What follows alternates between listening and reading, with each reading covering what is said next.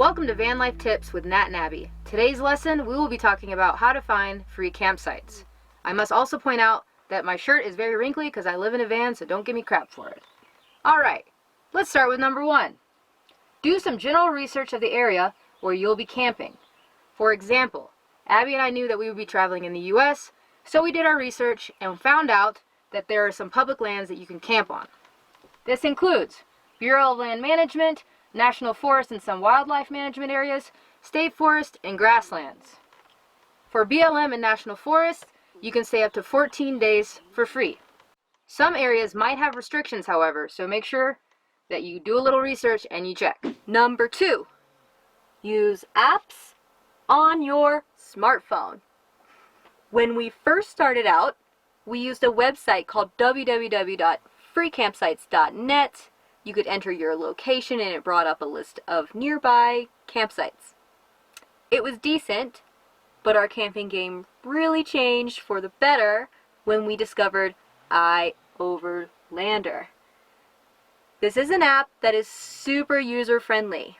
It lists campsites ranging from free dispersed camping, camper-friendly parking lots, and paid official campgrounds. It's the most helpful app we found when it comes to camping. In addition to campsites, it also lists places where you can get water, RV dumps, propane, and other services. Unlike some other apps, iOverlander will somewhat work even without cell service. You might not be able to see pictures and the map might have trouble loading, but you can still look at the campsites that are available.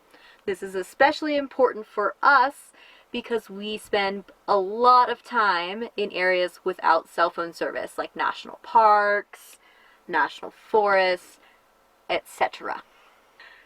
Be sure to read the reviews, especially the most recent.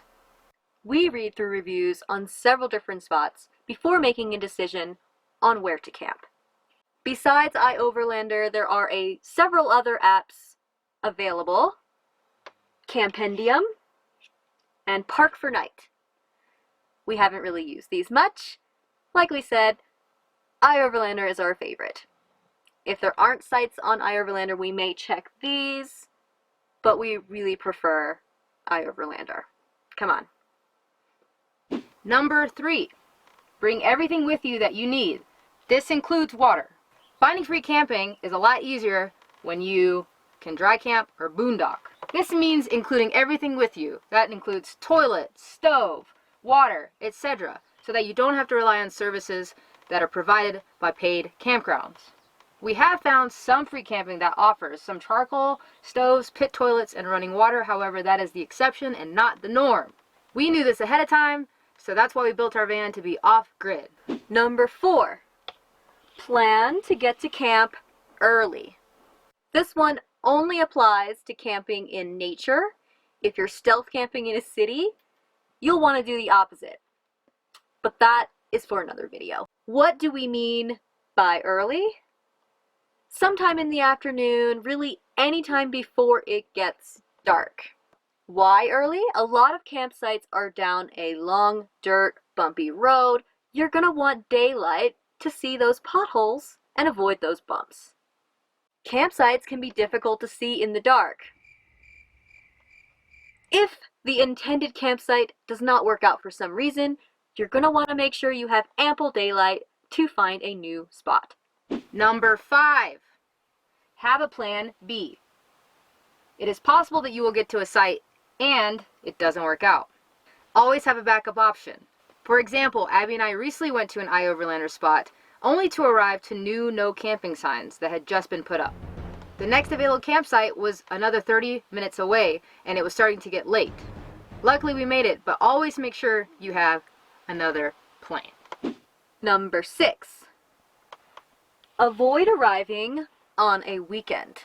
If you can, try to arrive sometime Sunday afternoon to Thursday. Weekends are crowded with campers. Pretty much every spot gets taken, and just forget about trying to get a spot with a beautiful view. It's not going to happen. Beautiful spots always get snatched up first. We often forget about weekends because van life. We've literally driven around for hours trying to find a spot because we mistakenly went out on a Saturday. Oops. And number 7, be open for an adventure. This is why you got into van life, people. Unlike campgrounds where you have to make a reservation and you know exactly what you're getting into, finding free camping is an adventure. Be open-minded, people. Just recently, we were camping off a dirt road on the White River National Forest, enjoying our coffee amongst the trees, when all of a sudden, moo!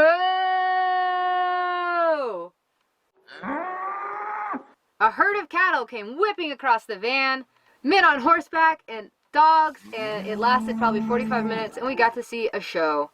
Morning entertainment. So, you never know what you're gonna get, but it's always exciting. Thank you for watching Van Life Tips with Nat and Abby. We hope these tips make your experience in finding free campsites much easier. If you found this helpful and you'd like to see more of these types of videos on how we van life, let us know in the comments.